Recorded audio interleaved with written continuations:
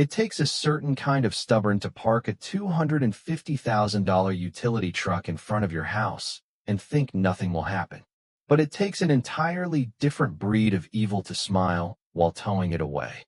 Her name was Denise Mercer, and she was about to learn the difference between having a rule book and knowing how to play the game. Saturday in Maplewood Ridge was supposed to be peaceful. Most folks were sipping overpriced coffee or polishing their HOA-approved mailboxes. But me? I was in my garage, elbows deep in a hydraulic pump, listening to Springsteen, when I realized I needed a very specific wrench, the 17mm flare nut. And I knew exactly where it was. Third drawer down on Bertha. Bertha is my crown jewel. A custom Ford F-550, built from the frame up to solve catastrophes. Mobile command unit, diagnostics lab, welding station, and soul of my utility company. And she was parked right outside my house. Until she wasn't. When I stepped out into the sunlight, I froze. A greasy tow truck, the kind that looked like it hadn't passed inspection since the Cold War, was hooking onto Bertha. And standing beside it, smug as sin, was Denise, clipboard in hand, visor on head, sipping a protein smoothie like she was delivering justice. "Hold on," I shouted, jogging toward them. "That's my truck." Denise didn't even flinch. She turned to the tow truck driver, a tired-looking mountain of a man named Leon. "Proceed," she said flatly.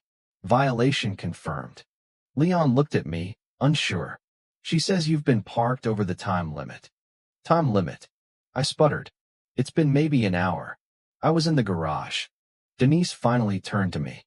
"No commercial vehicle may be parked on the street for more than 44 hours. Article 10, Section 3B. We received a time-stamped complaint photo at 7:58 a.m. It is now 9:15. The violation is valid." I stared at her, then at Bertha, then back at her. "This is insane." "It's Saturday morning, Denise. I was getting a wrench." Leon shrugged. "She signed the paperwork. I get paid either way." As Bertha's wheels lifted off the ground, something inside me settled, not anger, but clarity. She wanted a war over rules. She had no idea what kind of man she'd just challenged. "My name's Adam Keller. I don't just fix pipes, I solve disasters." And Denise Mercer had just become a very expensive one. I pulled out my phone and called Gary, my operations manager. "Gary," I said calmly, "I need the fleet." "The fleet?" "All of it.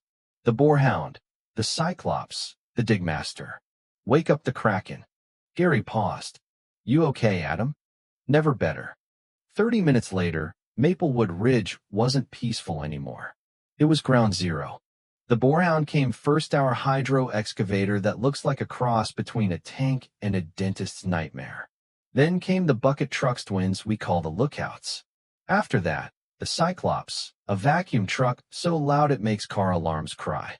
Then the Digmaster with our directional drill, followed by 3 utility vans, and finally, the Kraken, our CV Series disaster response unit, black and chrome, covered in LEDs, and big enough to cause its own weather. They parked like chess pieces. No lawns were touched. No laws were broken. But the message was loud and clear. Denise stormed out of her house, lips tight, hands trembling. "This is harassment," she screamed. "You can't do this." I leaned against the Kraken, sipping my coffee. "Good morning, Denise. I took your advice. I reviewed the handbook. Figured we needed a full audit, public safety, infrastructure. The whole block. You're abusing your power." "Actually," I said, pulling out my own clipboard, "I'm exercising civic responsibility. All legally parked. All licensed contractors. Want to call the cops?" She did. Officer Ramirez and his rookie partner showed up 20 minutes later. Ramirez had the tired eyes of a man who'd seen too many HOA squabbles. "Okay," he sighed.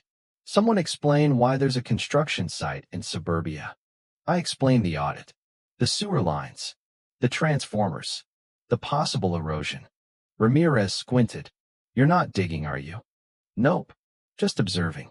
For now." He sighed again, turned to Denise. "Ma'am, nothing illegal. They're good."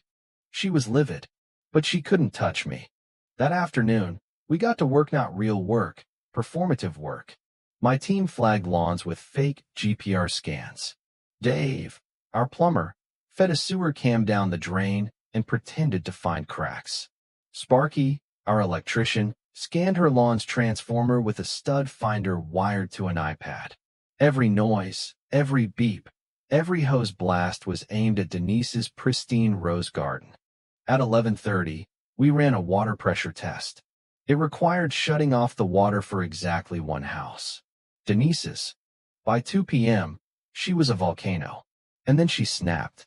She marched out, grabbed a decorative stone, and hurled it at the Kraken.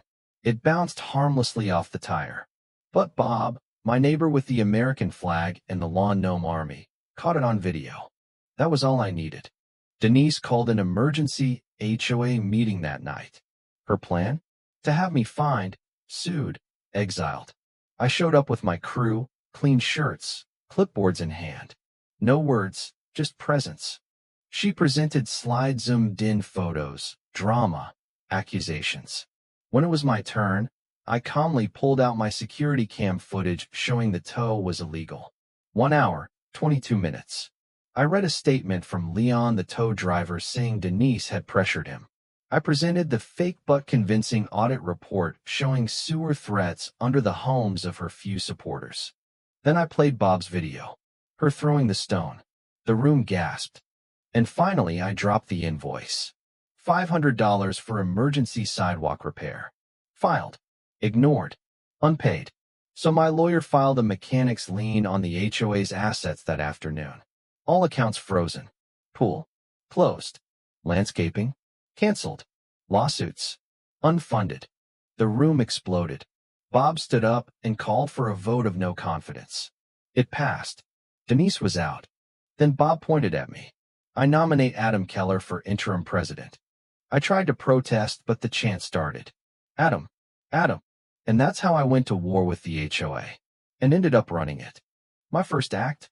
Erased the commercial vehicle rule. Replaced it with, work trucks are fine. Especially badass ones. My second act? Pay the impound fees for Bertha, plus a fine I invented, and a formal apology letter framed, and now hanging in my garage. Denise moved out 2 weeks later.